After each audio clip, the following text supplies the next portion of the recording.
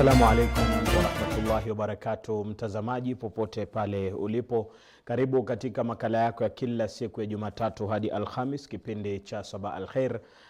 Ikiwa mengi tumekuandalia leo, siku ya 25 katika mwezi wa Juni, ambayo ni siku ya kihistoria. Ina mengi ambayo ina sheheni ndani yake. Tutakuwa tunakueleza hasatan nini hasa ambayo inafanyika katika siku kama hii ya leo. Mimi naitwa Nur Said. Tukiwa tunaelekea mwisho wa mwaka huu wa 1446, mimi ninakuombea Mwenyezi Mungu Subhanahu wa Ta'ala, kama ulikuwa hujatimiza malengo yako ya mwaka huu 1446, Allah Subhanahu wa Ta'ala kutimizie malengo yako mwaka unaokuja. Atukinge sote na kila aina ya balaa, misukosuko, tabu, matatizo, na kutuweka salama kutokana na kila baya ambalo pengine huenda likatupata katika shughuli zetu za hapa na pale, hasa siku hii ya leo ambapo wengi katika vijana wa Gen Z wanapanga kuingia barabarani kuandamana na kutoa kauli zao kuhusiana na wenzao ambao walipoteza maisha yao mwaka jana. Pengine katika siku kama hii ya leo ni muhimu tu kuweza kuwa salama, kuweza kujichunga, kuweza kupeleka mambo yako ama yale ambayo unataka yasikilizwe kwa usalama, ili tuwe katika hali ambayo ni nzuri. Mwanzo kabisa katika Sabah Al Khair, leo ni siku ya pesa zako. Lazima tukueleze yaliyojiri katika habari za humo nchini na vile vile kimataifa, na vile vile pia tukueleze yaliyomo katika magazeti ya humu nchini. Basi bila shaka na kukaribisha kwa moyo mkunjufu. Msemaji wa serikali Isaac Mwaura amepuzilia mbali ripoti kwamba kutakuwepo na maandamano hii leo. Amesema Wakenya wazalendo watakuwa wanaendelea na shughuli zao kama kawaida bila kutishiwa wala kuzuiwa na mtu yoyote. Msemaji huyo ameonya wale wanaolenga kuzua rabsha au vurugu katika shughuli za umma hii leo kwamba watakabiliwa kisheria. Mwaura alisema Wakenya wapo huru kuadhimisha siku hii ya leo 25, ambapo Gen Z waliweza kuingia bungeni, lakini wasifanye hivyo kwa fujo wala kwa kuwadhalilisha wengine. Ikiwa tu itafanyika hivyo, basi kila mtu anaweza kujifanyia hivyo binafsi. Gen Z walisema leo itakuwa ni sikukuu ya kitaifa ya kuadhimisha mwaka mmoja tangu maandamano mwaka jana, ambapo vijana waliuawa wakiendeleza maandamano yao dhidi ya serikali. Spika wa bunge la kitaifa Moses Wetangula ametoa wito kwa wanaoandamana hii leo kuyashiriki maandamano hayo kwa amani ili kuepusha kupoteza maisha na kuvuruga mali. Akizungumza alipokuwa mwenyeji wa balozi ya Marekani anayeondoka Mark Dillard, aliyetaka kufahamishwa mipango ya bunge kuhusu mchecheto uliopo, Wetangula alisema matarajio yake ni kwamba maandamano hayo yatakuwa ya amani. Balozi Dillard kwa upande wake alielezea wasiwasi wake kuhusu kile alichokitaja kwa utumizi wa nguvu kupita kiasi katika mauaji ya mwanablogia Albert Ojwang alipokuwa katika korokoro ama alipokuwa katika mikono ya polisi, ikiwa ni Central Police Station. Na baadhi ya wabunge wa vyama vya Democrats na Republican wamelitaka bunge la Congress kupitisha uamuzi wa kuzuia Marekani kuingilia mapigano yanayoendelea katika eneo la Mashariki ya Kati. Lakini huenda uamuzi huo usipitishwe, kwani viongozi wa Republican katika Senate na bunge la wawakilishi wanaunga mkono hatua ya Marekani kushambulia vituo vya kinyuklia nchini Iran. Senator wa Virginia Tim Kaine wa chama cha Democratic amesema anatarajia kulazimisha Senate kupiga kura wiki hii kwa hoja yake inayomtaka Rais Donald Trump kusitisha mashambulizi dhidi ya Iran. Rais William Ruto amekariri kujitolea kwa serikali kuboresha miundombinu ya michezo nchini ili kukuza vipaji. Rais amesema haya alipoandaa staftahi kwa wachezaji wa klabu ya Kenya Police FC na Kenya Police Bullets FC ambao ndio waliotawazwa mabingwa wa ligi kuu wanaume na wanawake mtawalia msimu huu. Aidha, rais alisema serikali inalenga kujenga uwanja katika kila eneo kati ya maeneo 8 nchini na pia akademia 37 za michezo.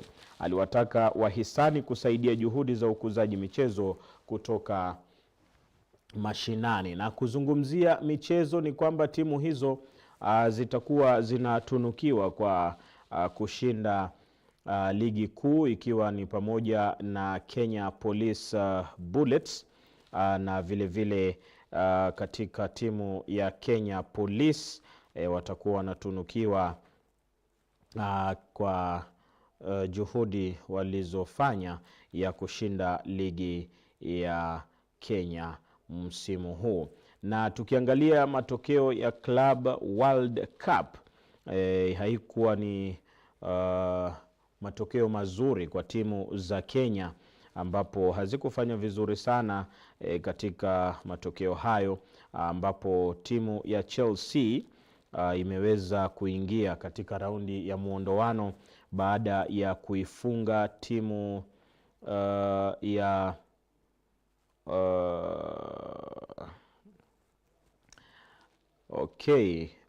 timu gani? Timu ya Chelsea iliweza kuifunga timu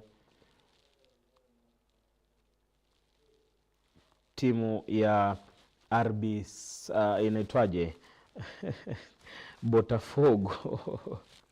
Hapana, inaitwa Sporting Lisboa Benfica, katika mechi ambayo ilikuwa inafaa kuwa ya kufuzu katika raundi ya muondoano. Walifunga timu hiyo mabao kunradhi mtazamaji, kidogo mtandao yangu hapa inanipa matatizo, lakini timu ya Chelsea iliweza kuifunga timu ya Esperance ya Tunisia mabao 3-0. Timu ya Los Angeles ikaweza kutoka sare katika mechi yake dhidi ya Botafogo, nayo Bayern Munich iliweza kufungwa. Haikuwa ni mechi ya mchezo hii. Katika mechi zingine ambazo zilipigwa katika uwanja wa Los Angeles, ambapo Flamingo walitoka sare ya 1-1 na timu ya Los Angeles, huku timu ya Auckland pia ikitoka sare na timu ya Botafogo ikiwa ni 1-1. Sasa timu ambazo zimefuzu kwa raundi ya muondoano ni pamoja na Paris Saint-Germain, Bayern Munich, Manchester City, Juventus, Palmeiras, Inter Miami, Chelsea pamoja na klabu ya Benfica. Sasa michuano zitakamilika na kuingia katika michuano ya kuondoana ikiwa ni 16 bora. Tutakuwa tunakuletea habari hizo kwa ukamilifu wake mtazamaji katika siku ambazo zinafuatia. Najua mashabiki wengi haswa timu ya Chelsea, timu ya Manchester City wanajiuliza kunaendaje katika michuano ambayo itakuwa inafuatia. Usende mbali, tunarejea na uchambuzi wetu wa magazeti. Ahlan wa sahlan.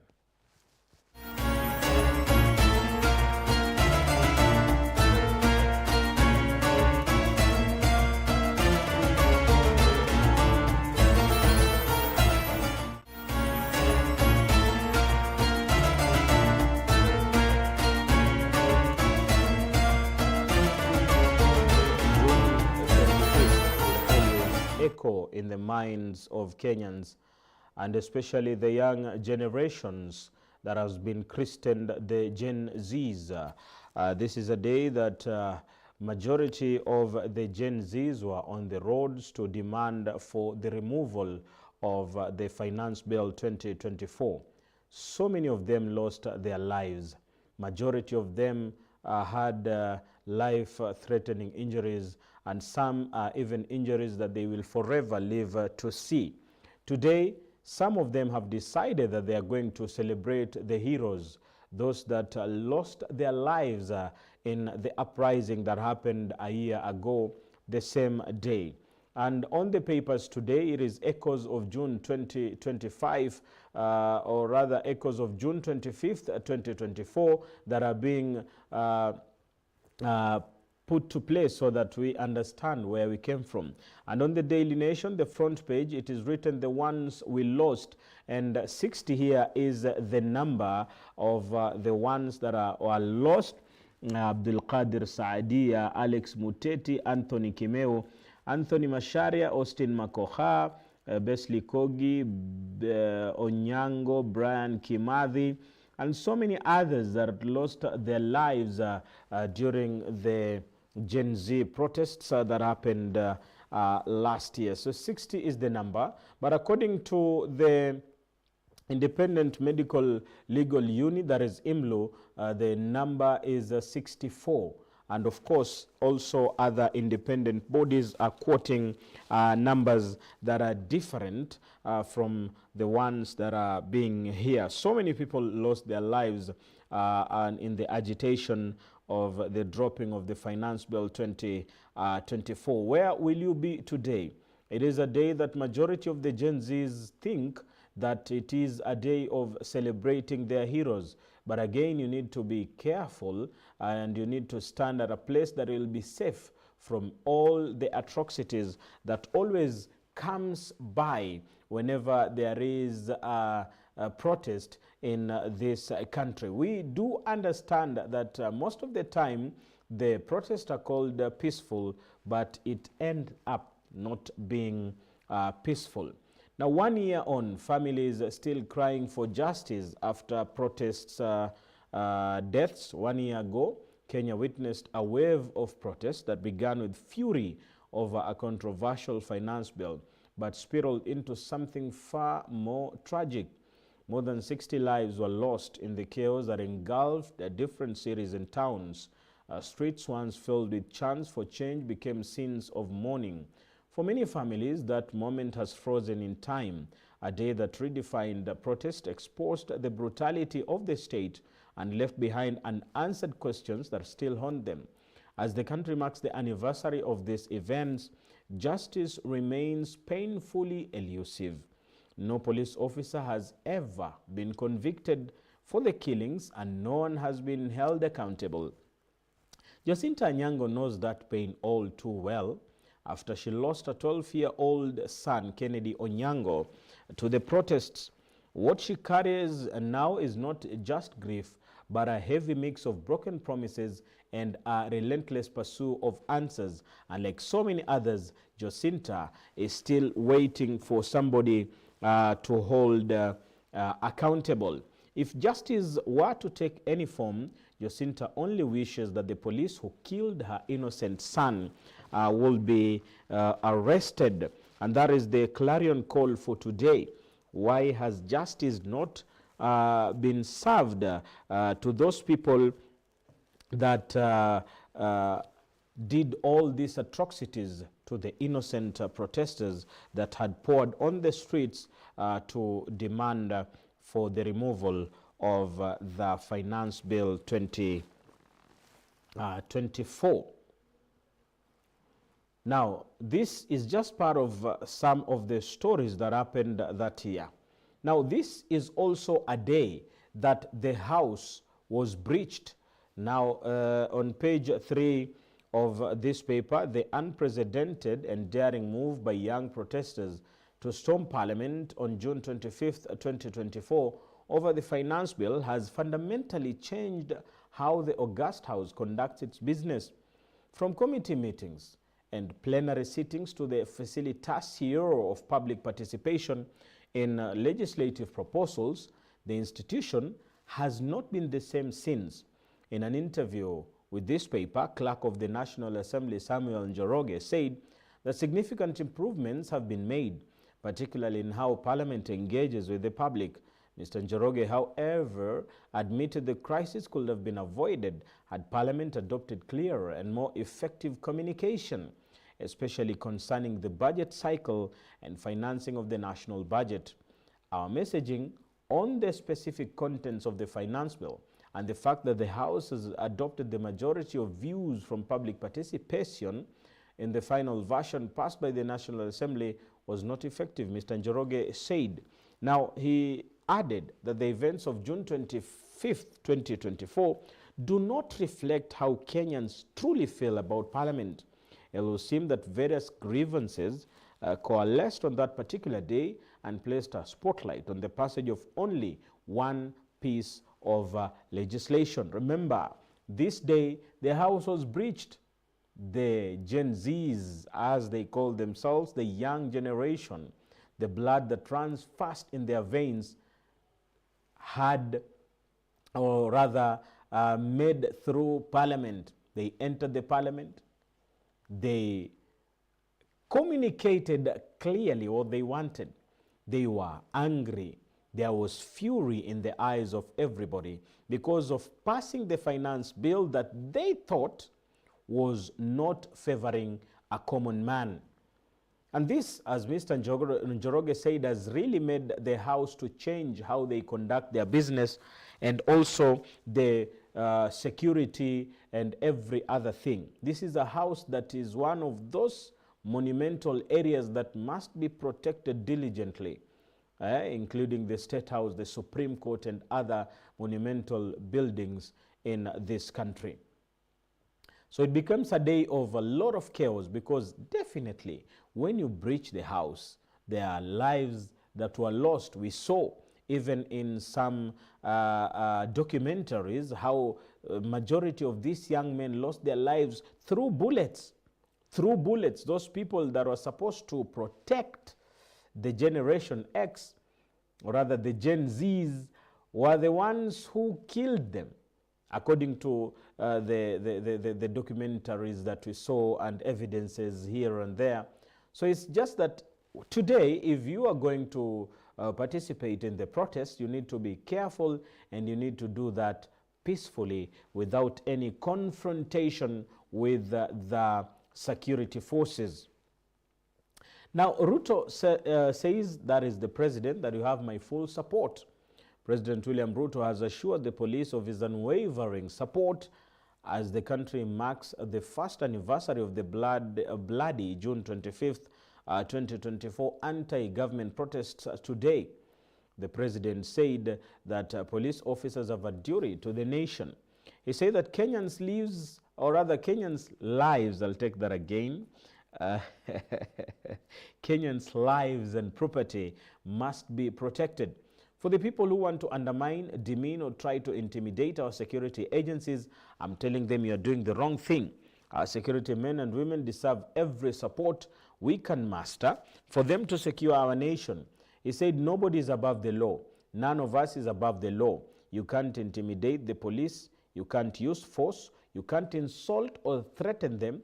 When you do so, you are threatening our nation, because these officers are the frontline defenders of our rights as Kenyans and of our country's right to peace and security, the president added. Although he did not directly refer to the planned tomorrow commemoration of the victims of the anti-finance bill protests, the president praised the police and pledged his administration's protection.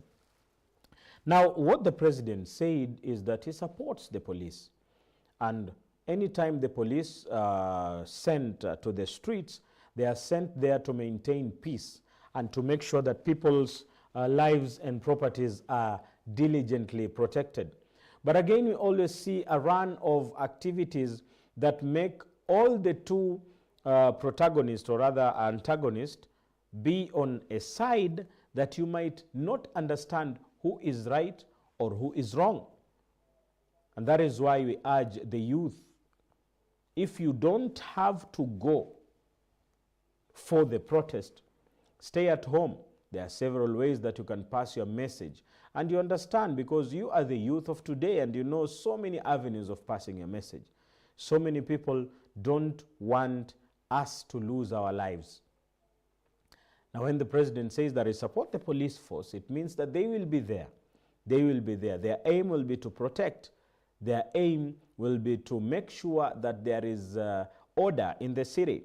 So you yourself, you need to conduct yourself with decorum and order, and make sure that you are not on the wrong side of the police, because we don't want to lose a life just yet again.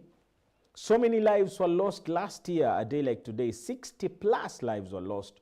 So we don't want to lose any life. And we have seen in the previous protests how people were losing their lives. Somebody was shot point blank, and the case is still ongoing. The case of Albert Ojwang, he died in police custody. So this shows that we are on our own. You need to be very careful, and even the people that you talk to during the protest, you need to make sure that they are people that you trust. They are genuine people that you understand, and they understand you. So the president says the police has his full support. That is on page 4 of this paper. And again, a question always pops up whenever such protests occur and whenever there is a running battle between the police and the protesters. The question that always lingers on the minds of Kenyans: who always starts the problem? Is it the police or the protesters? Yeah, I give you the chance to tell me, as my viewer or as a Kenyan generally. You can tell me on YouTube or anywhere, or you can give me, or can pass by a message and tell me who always starts the problem. Is it the police or the protesters? Because we can't say that we have always witnessed a peaceful protest in Kenya. Even the most of the peaceful that is always seen as a peaceful always ends up in chaos. And there is always lots of questions asked of what always happens. Now, as I'm waiting for your feedback and telling me what always go wrong between the police and the protesters, who always starts the problem, let's continue on page 5 of this paper. Police will do their work within the law, IG Kanja says. Inspector General of Police Douglas Kanja has assured Kenyans of their safety during the protests expected to take place today.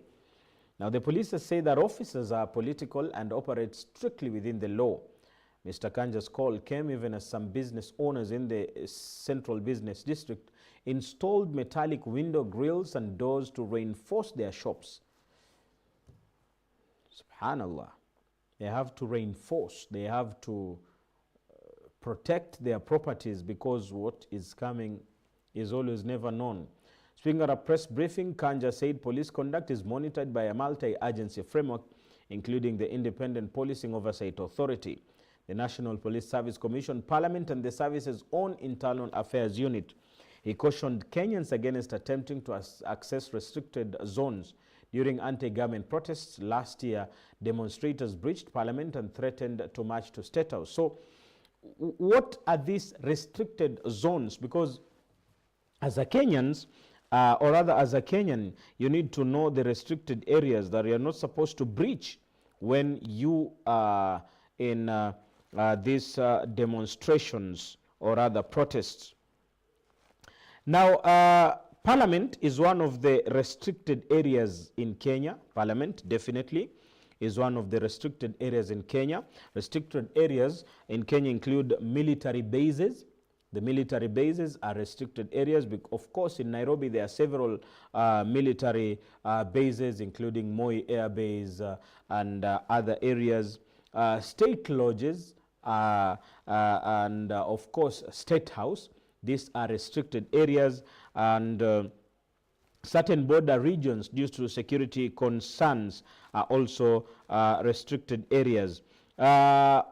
Some of the military areas, because it is important for you to have this information, is the Nanyuki Laikipia Air Base, which is a restricted area, military training areas in Mombasa, a military control zone, Wajir, and other military locations. State lodges and residences. Number 1, State House in Nairobi, Sagana State Lodge in Nyeri, Eldoret State Lodge, Kisumu State Lodge, Mombasa State Lodge, Nakuru State House, and Kakamega State Lodge, Muthaiga Gardens Residential House, Head of State. Other restricted areas that you need to be careful whenever you are going for this protest. Be careful. Don't go to these areas that are protected, because Protected Area Act, this act designates certain areas as protected, and unauthorized entry is prohibited, because those areas will always find warning signs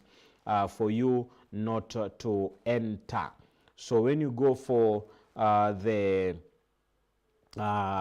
protest, make sure that you know the protected areas, including Langata Barracks here in Nairobi, definitely Kahawa Garrison, and other military bases are all restricted and protected areas. So the National Police Service shall at all times lawfully and firmly prevent any breach of peace. Unauthorized persons must refrain from accessing protected areas under the Protected Areas Act, said Mr. Douglas Kanja. Now, moving on, tales of courage, abduction strengthened our resolve. That is still on the echoes of June 25th. And our Fula Buke was in the trenches in the late 90s and survived some of the darkest days in Kenya's political history. He knows exactly what it means to be abducted, to live one day at a time, unsure if you'll make it out alive. But unlike him, many were never seen again.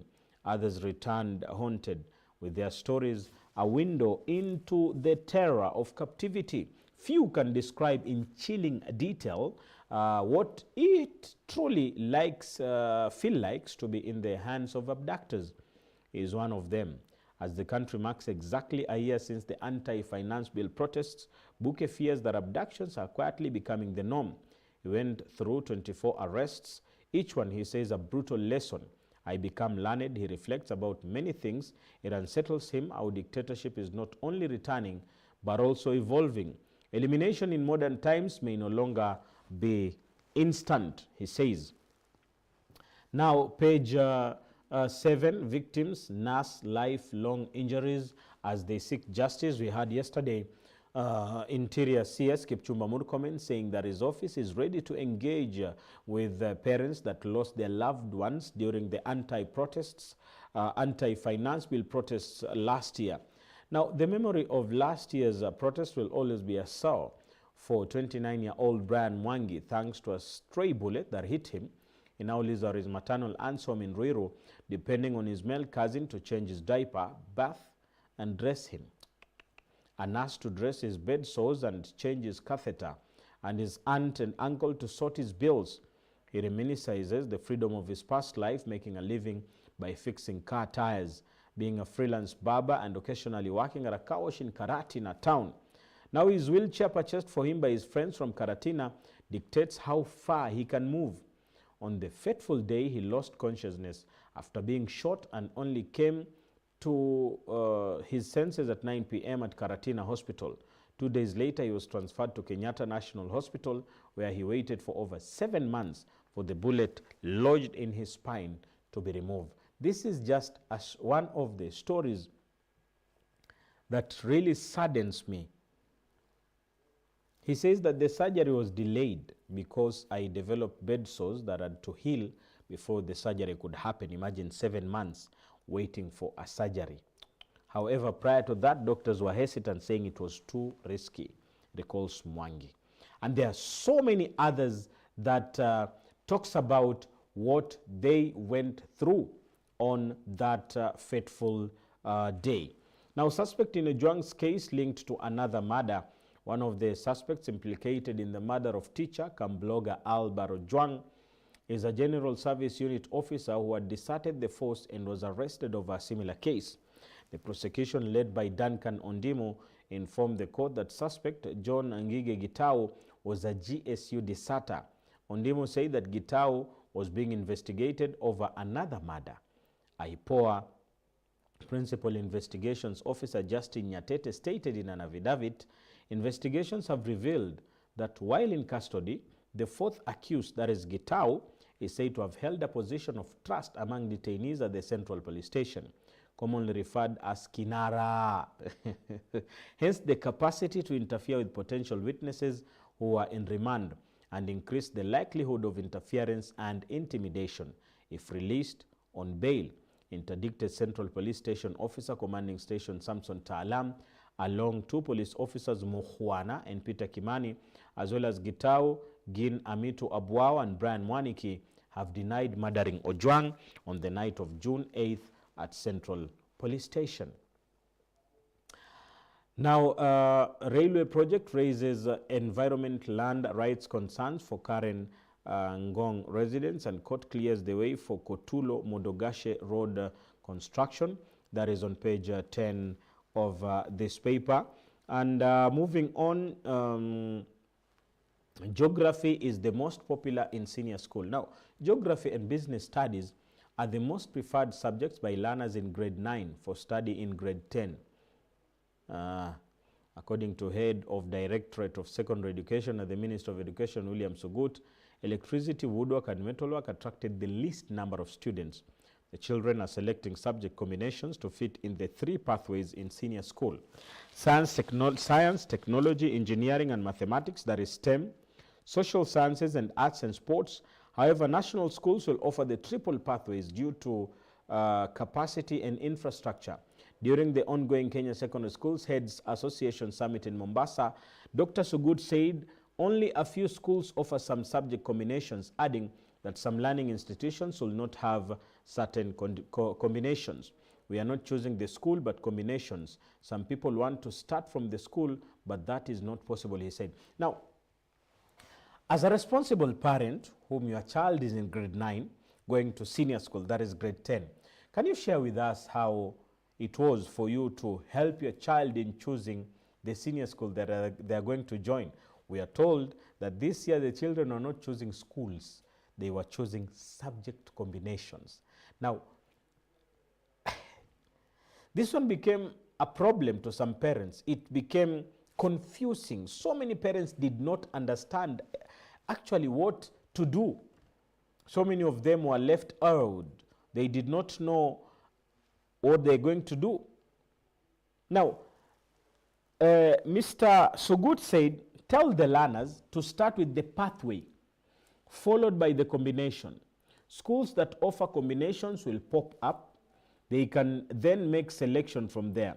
Dr. Sugut added that 9,606 senior schools have already selected subject combinations ahead of the transition of the pioneer cohort of competency-based education learners.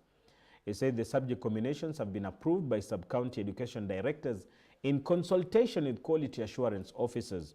However, some 1,369 senior schools still lack laboratories for subjects that require practical work. They need 1,609 laboratories, and we are working on addressing the challenge, Dr. Sugut said. It's challenge because he gave the principals 2 days to revise subject combinations in consultation with sub-county education chiefs. Okay, let's hope that we will just understand as parents. Myself, I have a child in grade 9 going to senior school grade 10, and with my little knowledge as a teacher, I was confused. Now, what about a common person? What about a parent who does not understand anything about it? We hope and pray that everything will pan out to the best. Now, from 9/11 survivor to Dusit D2 victim, man's pain of losing son. Now, losing Jason is a wound that will never heal. I wake up daily to a silence that shouldn't be. His voice and laughter gone. Our family is fractured beyond repair. These are the words of Joseph Spindler describing the impact of the death of his firstborn Jason, who was killed in the Dusit D2 hotel terrorist attack on January 15, 2019. My wife and I will never see Jason chase his next dream. He was planning to start a family, he added.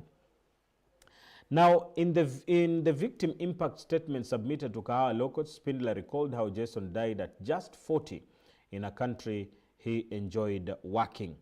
There are other stories here about the Dusit D2, whereby a statement presented on June 19th ahead of the sentencing of Muhammad Abdi Ali and Hussein Muhammad Abdile Ali by the High Court. The two men were linked to the January 15, 2019 Dusit D2 hotel complex attack here in Nairobi, which claimed 21 lives. Ali and Abdile were each given 30-year prison terms. Now, moving on quickly, the opinions on these pages ensure safety during anniversary protests, and that is the clarion call: ensure safety. Ensure your safety, not another person's safety. 13 counties yet to complete Speaker's residence, according to the Auditor General. International news: Israel says Iran violated truce, orders new strikes. Now, on this paper, Israeli Defense Minister Israel Katz said on Tuesday he had ordered the military to strike Tehran in response to what he said were missiles fired by Iran in a violation of the ceasefire announced hours earlier by U.S. President Donald Trump. Iran denied violating the ceasefire.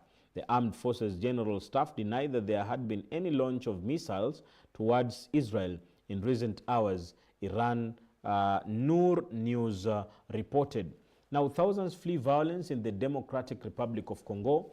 More than 136,000 people have fled escalating violence in an eastern DRC since January, seeking refuge in Burundi and Uganda, UNICEF said on Monday. Uganda has received nearly 67,000 new arrivals from the Democratic Republic of the Congo. Mali and Russia signed trade agreements. Mali and Russia have signed a series of agreements aimed at expanding trade and strengthening economic ties. And Ethiopians and Eritreans embrace a rare border reopening. There have been celebrations at the border between Ethiopia and Eritrea as communities in frontier villages came together for the first time in 5 years. Separated by the closed border since the outbreak of conflict in Ethiopia's Tigray region in 2020 and subsequent political tensions, Sunday's coming together was a moment of peace and reconciliation. Now, business stories here. 14 state departments failed to spend on any project, and Brookside Farmer Reward payout up to 303 million. Now, 14 state departments, at least 14 state departments and agencies failed to spend on any development plans in the 11 months to May 2025, undermining projects budgeted at 9.38 billion in June last year. The National Treasury statement of money released to agencies and counties between July 2024 and May 2025 shows that among officers that did not receive any cash to fund development projects were President William Ruto's office, State House, and his deputy Kithure Kindiki. Now, Treasury seeks 50 billion from first bond sale, and Jumbo Jet grows its fleet to meet growing demand. Now, let's talk sports a little bit before we move to Taifa Leo and Kenya's powerman shine bright in Beijing, and Cheboingong blow hot in Bomet Zonal Junior Secondary Games. Bajabir from relegation bound to league winner. Now, Kenya Police forward Muhammad Bajabir, a revelation of the season, crowned it all with the Football Kenya Federation Premier League title. It was a stunning rise for a player who just a few months ago was playing for Nairobi City Stars that eventually got relegated, then moved to Police, who have ended up finishing top of the table. Bajabir joined the law enforcers during the February transfer window due to his goal-scoring prowess at City Stars, where he had planted 6 goals. The Harambee Stars striker told the Nation Sport yesterday he was elated to have bagged the league title with Kenya Police. Clad in a blue suit, he part of the Kenya Police players at State House, Nairobi yesterday, where they were hosted for breakfast by President William Ruto. I feel honored to have achieved this feat as a player. It was a collective effort by all of us, including the management and support from our fans, said the 22-year-old. He confessed that on March 15th, after scoring a brace in 3-1 win over Murang'a Seal at Kenyatta Stadium in Machakos, he started dreaming of winning the league with Police. At City Stars, it was always about finishing away from the relegation zone. That is Muhammad Bajabir. Kenya's very finest begin chase for national glory, and PSV advanced to round of 16, eliminating Sounders. Khvicha Kravasieka. I'll take that again. Khvicha Varakshelia. I think that's the first. That's the right one. Khvicha Kvaratskhelia. Well, scored in the first half. Ashraf Hakimi struck in the second, and PSG secured their place in the last 16 of the FIFA Club World Cup with a 2-0 victory over the Seattle Sounders on Monday afternoon. Gianluigi Donnarumma kept his second clean sheet of the tournament in front of the Sounders' home supporters without having to make a save, as PSG closed out their Group B campaign and rebound from a 1-0 defeat to Botafogo on Thursday. Now, that's all about sports. Now, let's move on to gazeti la Taifa Leo. Usende mbali, katika muda usio kwa mrefu tunarejea.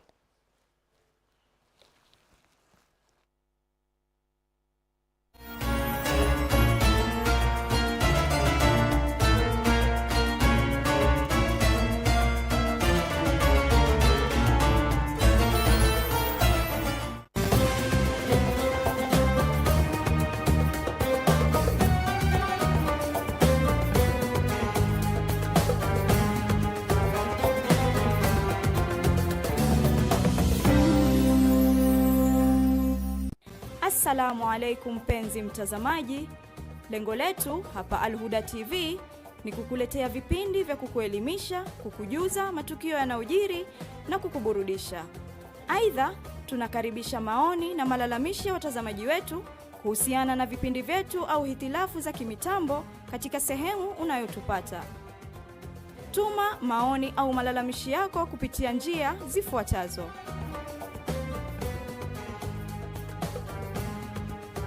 Maoni na malalamishi yako yatashughulikiwa kwa muda wa haraka iwezekanavyo.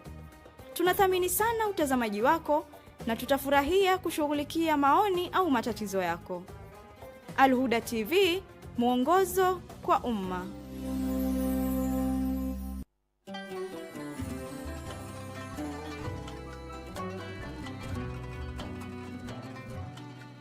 Al-Qur'an al-Karim, kitabu cha Mwenyezi Mungu Subhanahu wa Ta'ala, kilichoteremshwa kwa Bwana Mtume Muhammad sallallahu alayhi wa ala alihi wa sahbihi wasallam kwa kupitia Sayyidina Jibril alayhi salam, ndio kitabu cha uongofu na kitabu cha miujiza yenye kudumu. Mwenyezi Mungu Subhanahu wa Ta'ala ameteremsha vitabu 104. Ni maulama wengi ambao kwamba wametutungia tafsiri mbalimbali katika kueleza kitabu kama hichi, kwa yule ambaye kwamba ana dhiki katika kifua chake, kwa yule ambaye kwamba ana hamu na ghamu katika moyo wake, kwa yule ambaye kwamba anataka kufaulu katika maisha yake, kwa yule ambaye kwamba anataka dunia yake na akhira yake iwe mzuri, basi ashikamane na kitabu kama hichi.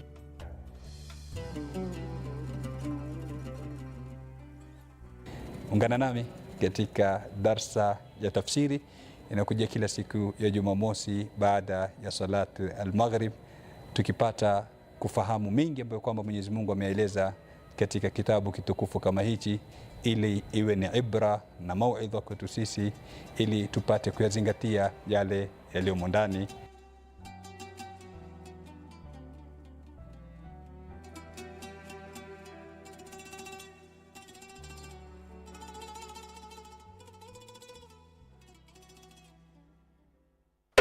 Kauli za busara.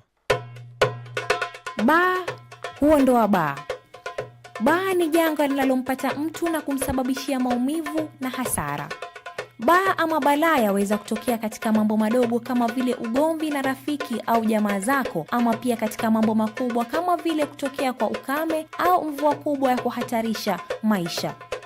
Lakini katika balaa huwa kuna faida zinazopatikana za siri na zingine za dhahiri. Methali hii hutumiwa kuwapoza waliopatwa na balaa na kuwapa moyo wa kuwa na mtizamo chanya wa maisha hata katika hali ngumu waliomo ndani yake. Baada ya dhiki faraja, na baa huondoa baa. Kauli za busara.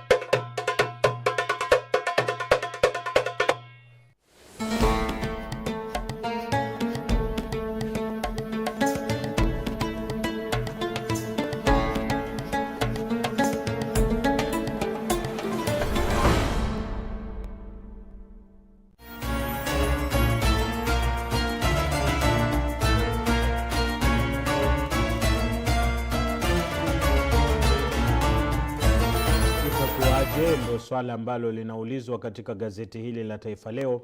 Vijana wanarika wa Gen Z wakiandaa maandamano ya kitaifa kuwakumbuka wenzao. Itakuwaje? Ndio swala hapa ambalo linawekwa wazi. Viongozi wa kanisa Katoliki, mabalozi wa nchi 12 za kigeni, wanaharakati na viongozi wa kisiasa wameitaka serikali kuzingatia haki inayolindwa kikatiba ya kuandamana na kujieleza. Wanataka matakwa ya waandamanaji wa Gen Z yasikilizwe, lakini Rais Ruto naye amehimiza polisi kusimama kidete. Leo kutaendaje? Lazima kuwe na kuelewana, pasiwe na umwagikaji wa damu. Kenya sio nchi ya umwagikaji wa damu. Ikiwa ni maandamano, basi ifanyike maandamano kwa amani. Ingawa kuna wengi ukiangalia hasa katika mitandao ya kijamii ni wachochezi, wanachochea. Wewe ukiwa utakwenda na kauli za wachochezi katika mitandao ya kijamii, pengine utaingia katika mtego usiofaa. Na hatutaki mtu yeyote aingie katika mtego usiofaa. Hatutaki mwaka huu wewe kuwasherehekea wenzako ambao pengine walipoteza maisha yao mwaka jana, wewe usherehekewe mwaka ujao. Iwe ni maandamano, unakwenda unafanya maandamano ya amani, unapeleka barua kama ni kupeleka, kwa sababu masala ya maandamano ni barua ichukuliwe ipelekwe.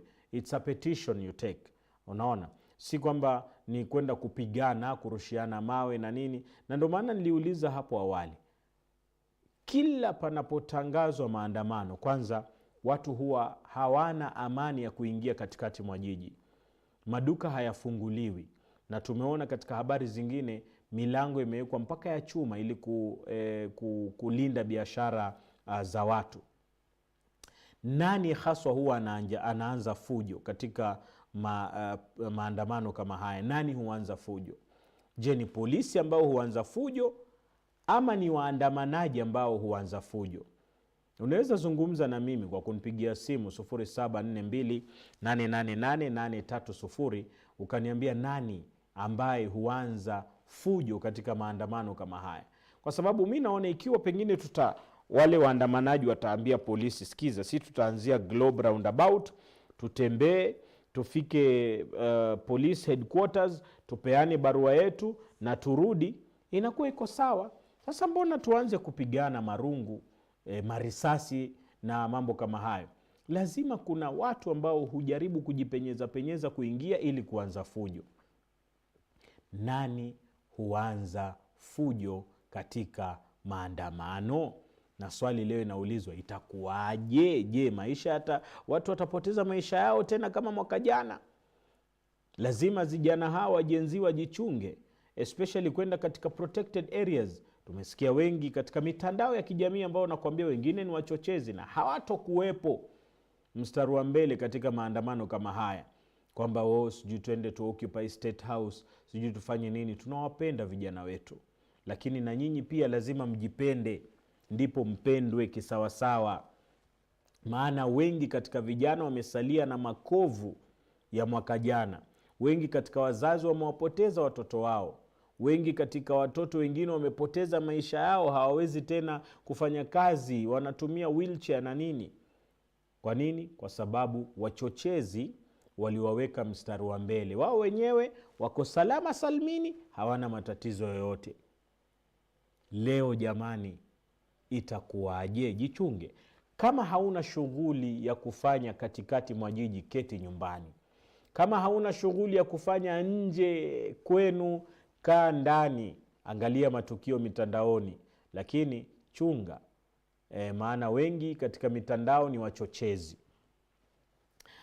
Roho mkononi, jenzi wakiomboleza wafu. Kenya inafuatiliwa na ulimwengu mzima hii leo, wakati vijana watakuwa wakishiriki maandamano ya kuadhimisha mwaka moja tangu vifo vya jenzi, huku Rais William Ruto akiwataka polisi kutekeleza majukumu yao kikamilifu na viongozi wakitoa wito wa amani na utiifu kwa sheria za nchi. Wafanyabiashara, viongozi wa kidini na mabalozi wameeleza wasiwasi wao baada ya kufichuliwa kuwa watu walio na ushawishi serikalini wanapanga kulipa wahuni kuvuruga maandamano. Vijana wanatarajiwa kujibwaga kwenye barabara za miji mbalimbali kuandamana kuadhimisha tukio la Juni 25 ambapo wenzao 60 waliuawa na polisi wakipinga mswada wa fedha 2024. Jana Inspekta Jenerali wa polisi Douglas Kanja alisisitiza kuwa japo raia wana haki ya kuandamana kwa amani na bila silaha, hawataruhusu watu kufika maeneo yanayolindwa. Waandamanaji wanafaa kuwasilisha vilio vyao katika afisi za serikali na kuweka maua katika maeneo ambao mauaji yalifanyika, ikiwemo majengo ya bunge. Takwimu kutoka shirika la kutetea haki za kibinadamu zinasema watu 60 waliuawa wakati wa maandamano ya mwaka jana. Familia ya mchuuzi aliyepigwa risasi wiki jana yasubiri majibu. Familia ya Boniface Kariuki, mchuuzi wa barakoa kutoka Murang'a ambaye alipigwa risasi kichwani na afisa wa polisi wakati wa maandamano wiki moja iliyopita, inasubiri majibu kuhusu hali yake kutoka kwa madaktari. Boniface mwenye umri wa miaka 22 ameweka familia yake katika msongo wa mawazo kwa zaidi ya wiki moja, akiwa amelazwa katika chumba cha wagonjwa mahututi almaarufu ICU. Wamesalia na makovu. Kilio cha Juni 2024, kumbukumbu za maandamano ya mwaka jana, bado ni kidonda kisichopona kwa Brian Mwangi. kijana mwenye umri wa miaka 29. Sikiza, na waathiriwa wenzake wa ukatili wa polisi. Mwangi alijeruhiwa kwa risasi siku hiyo na sasa anaishi na shangazi yake Ruiru, akimtegemea binamu yake wa kiume kumbadilisha nepi. Sasa yavaa nepi, kumuosha na kumvisha. Muuguzi huja mara kwa mara kutibu vidonda vyake na kubadilisha mpira wa mkojo, huku shangazie na mjomba wake wakigharamikia kila kitu katika maisha yake. Mwangi anakumbuka uhuru aliokuwa nao awali alipokuwa akifanya vibarua vya kutengeneza matairi ya magari, kunyoa watu nywele na kujitegemea, na mara nyingine kuosha magari mjini Karatina. Kwa sasa kiti cha magurudumu alichonunuliwa na marafiki kutoka Karatina ndicho tu kinachomruhusu kutembea katika boma la shangazi yake.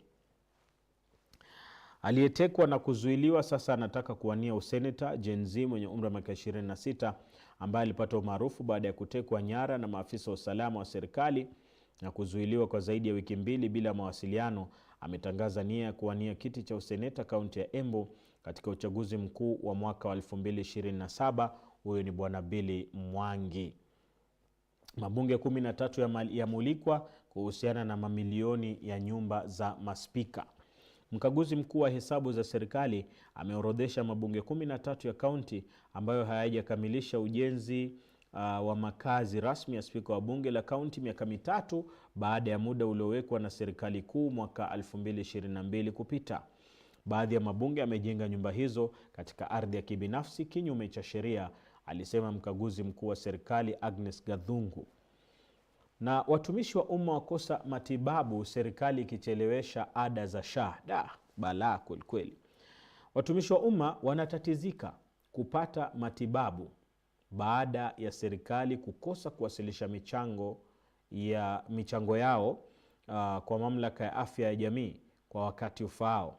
Ingawa 2.7% ya mishahara yao hukatwa kila mwezi, pesa hizo hazifiki kwa SHA kwa wakati unaofaa. Mume na mkewe wakamatwa kwa kuchoma mtoto mikono kwa dai la kuiba samaki jikoni. Sikiza hapa. Polisi eneo la Ndhewa, kaunti ya Homa Bay, wamewazuilia wanandoa waliotumia plastiki iliyoyeyushwa kuchoma mikono ya mtoto wao mwenye umri wa miaka 7 kwa dai la kuiba na kula samaki jikoni. Wanandoa hao walikamatwa Jumatatu baada ya habari kuenea kijijini kwamba walimjeruhi mwanao kama adhabu ya kuingia jikoni na kula samaki. Unaweza hiyo? Unamchoma mtoto mkono kwa sababu ya kula samaki.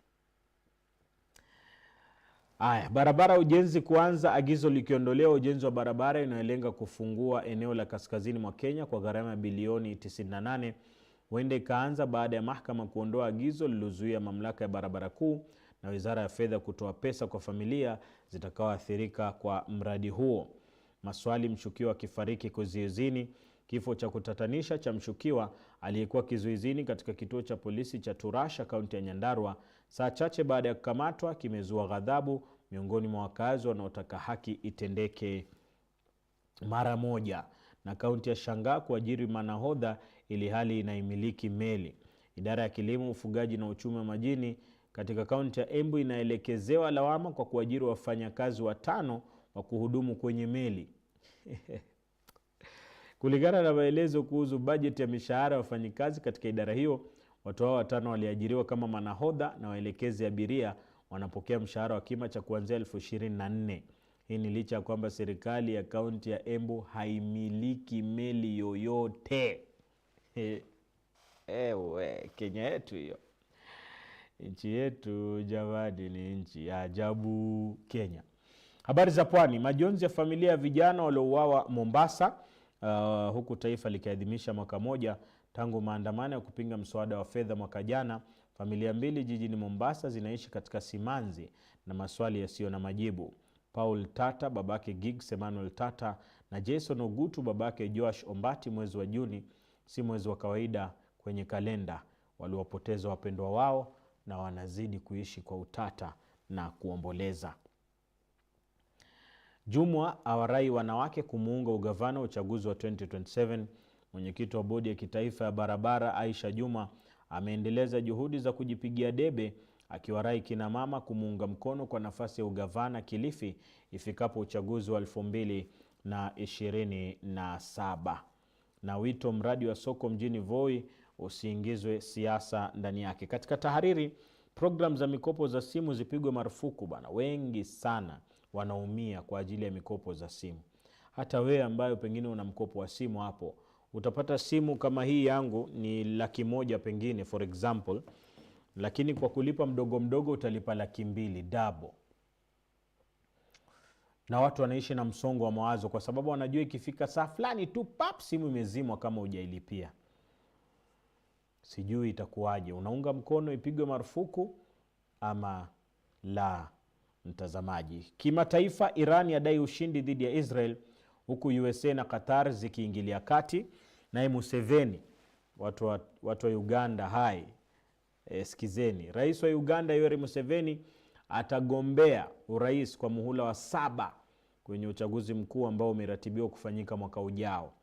Akishinda kura hiyo atakuwa akirefusha uongozi wake hadi karibia miaka 40. Atakuwa amefika 40, maana alianza 1986, 1986. Rais atachukua fomu 2, moja ya kuonyesha nia ya kuwa mwenyekiti wa chama, kisha nyingine ya kuwania urais iwapo ataidhinishwa na chama cha NRM. Watoto kati ya 40 waliouawa katika uvamizi hospitalini na mwanasiasa wa upinzani afungwa jela kwa miezi 7. Mwanasiasa wa upinzani George Vashadze mnamo Jumanne alihukumiwa miezi 7 gerezani, huku serikali ya Georgia ikiendelea kuandama wanasiasa wa upinzani misukosuko ya kisiasa inapozidi kushuhudiwa. Habari za kutoka maeneo ya Tbilisi kule Georgia. Katika kilimali, faida za kilimo cha mwani. Vikundi vya wanawake vinajishughulisha na kilimo cha mwani ili kujipatia mapato pamoja na kuchangia katika uhifadhi wa mazingira, hasa katika maeneo ya pwani ya Kenya. Sasa mita chache kwenye ufuko wa eneo la Paje, kisiwa cha Zanzibar, wanawake kadhaa wamekaa majini wakisuka kamba na kufunga mwani kwenye fimbo zilizozamishwa. Miongoni mwao ni Pili Haili ambaye amekuwa akijihusisha na kilimo cha mwani tangu mwaka 2005.